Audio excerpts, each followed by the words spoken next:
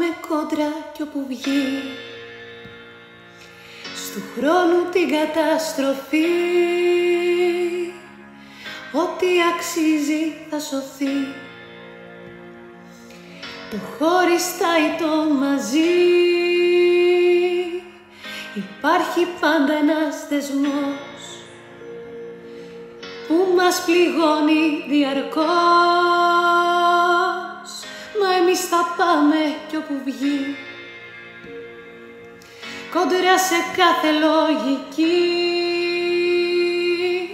Υπάρχει πάντα μια απόσταση μικρή από τον έρωτα ως την καταστροφή.